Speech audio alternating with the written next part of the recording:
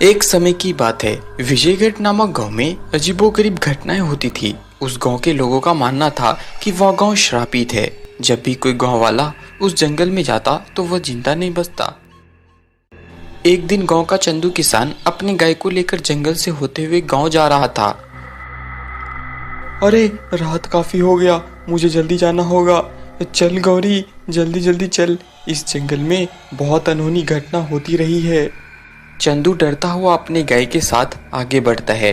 कुछ दूर आगे एक पेड़ के नीचे एक बुढ़िया खड़ी होती है, जो कि देखने में बहुत डरावनी होती है। अच्छा, तो तुम आ ही गए। बहुत दिन हो गया किसी इंसान का खून नहीं पिया। आज तो शिकार खुद ही चलकर आया है। चंदू का कलेजा उसके मुंह को आ गया। उसके पैर कांपने लगे, माथे पर पसीने आने लगे। वो डर के मारे वहां से भागने लगा। उसके शरीर में जितना ताकत था वो पूरा ताकत दौड़ने में लगा दिया। भाग गौरी, भाग, वरना ये पिशाचनी हमें मारी डालेगी। भाग, जल्दी जल्दी भाग। तभी वो पिशाचनी उसके सामने आ जाती है। चंदू और उसकी गाय गौरी को वो पिशाचनी मार डालती है।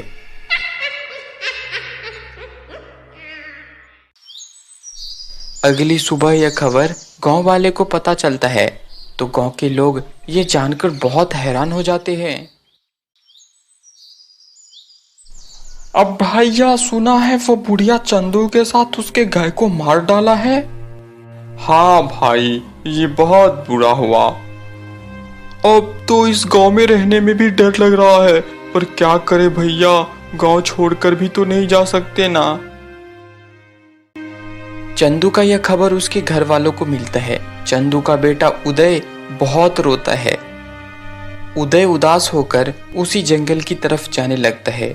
वो जानना चाहता था कि आखिर वो पिशाच ने उसके पिता को क्यों मार डाला। कुछ देर बाद उदय उसी पेड़ के पास पहुंच जाता है, परंतु उदय इतना घबरा जाता है कि वो उल्टे पांव वहां से भागने लगता है और वो बुढ़िया उसके पीछे भागने लगती है।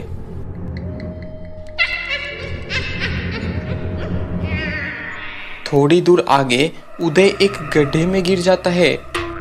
बुढ़िया देखती है ये लड़का अचानक कहाँ चला गया। वो सोचती है शायद भाग गया होगा। वो वापस लौट जाती है। उधर उदय जो गड्ढे में गिर गया था, वो उस गड्ढे में गिरते ही किसी चमकता हुआ अनोखा जगह में आकर गिरता है। ये मैं कहाँ आ गया? ये अजीब और इतना सुंदर जंगल में मैं तो कभी नहीं देखा। थोड़ी दूर आगे जाने पर वो देखता है वो जो गांव के लोग मर गए थे वो सब पेड़ से बंधे होते हैं और उसमें उसका पिता भी होता है। उदय ये देखकर बहुत घबरा जाता है। उदय अपने पिता से बात करने की कोशिश करता है, परंतु वो निर्जीव वस्तु के भांति न तो कुछ बोलता है और न ही हिलता है। तभी वहां पर एक साधु बाबा आते हैं जिसके 3 आंख होते हैं। उदय उसे देखकर हैरान हो जाता है। अरे बेटा, तुम मुझसे डरो मत, तुम्हें कुछ नहीं होगा। इस जादुई जंगल में आसानी से कोई भी नहीं आ सकता। अगर तुम यहाँ आए हो तो तुम में अवश्य कोई खास बात जरूर है। मगर आप कौन है और यहाँ मेरे गांव के सारे मरे हुए लोग मौजूद हैं? मेरी तो कुछ समझ में ही नहीं आ रहा है। बेटा, मैं इस जंगल में कई वर्षों से तपस्या कर रहा था कि अचानक से एक दिन एक औरत जो पिशाचनी थी वो यहाँ आ गई। मेरे कई सालों के तपस्या के बाद मुझे एक अमर होने का मंत्र मिला था, जिससे मैं सबसे ज़्यादा ताकतवर हो सकता था। लेकिन इसकी खबर उस पिशाचनी को लग गई और वो यहाँ मुझे मारने आ गई। अगर मैं वो मंत्र उसे नहीं बताता तो वो मुझे मार डालती, इसीलिए मैंने वो मंत्र उसे बता दिया। परंतु वो एक पिशाचनी थी, इसीलिए उसे अमर होने के लिए वो मंत्र के साथ साथ कुछ लोगों की खून की भी ज़रूरत थी। तो क्या मेरे बाबा और गांव के सभी लोग जिंदा नहीं हो पाएंगे? हाँ बेटा, अवश्य ये जिंदा हो सकते हैं, परंतु एक कठिन काम को पूरा करना होगा। वो साधु बाबा उसे एक जल से भरा लोटा देता है। ये जल तुम्हें उस उल्लू पर डालना होगा जो उस पेड़ पर रहता है, जिस पेड़ के नीचे वो पिशाचनी बुढ़िया रहती है। ये काम बहुत कठिन था, परंतु उदय अपने बाबा को जीवित करने के लिए खुद की प्राण देने को तैयार था। वो मन में ठान लेता है, यदि उसका जान भी चला जाता है तो उसे परवाह नहीं था। उदय उस जंगल में पहुंच गया जहां पिशाचनी बुढ़िया रहती थी। वो वहां पहुंचने ही वाला था, तभी उसकी गाय गौरी की आत्मा वहां आ जाती है और उदय से कहती है, मैं तुम्हारा रूप धारण करके उस बुढ़िया का ध्यान भटकाती हूँ, तब तक तुम अपना काम कर लो। वो गाय उदय के रूप में आ जाती है और वो पिशाचनी बुढ़िया के पास जाता है।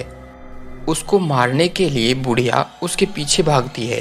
तभी उदय मौका देखकर उस पेड़ पर चढ़ जाता है और उस उल्लू पर वो जल डाल देता है। उल्लू पर जल पड़ते ही वो जलकर खाक हो जाता है। उधर वो पिशाचनी बुढ़िया भी जलने लगती है, वो भी जलकर गायब हो जाती है। और उदय के पिता सहित गांव के सभी लोगों को वो साधु बाबा लेकर आ रहा था। उदय बहुत खुश हो जाता है अपने पिता को देखकर और गांव के सभी लोग भी खुशी खुशी रहने लग जाते हैं।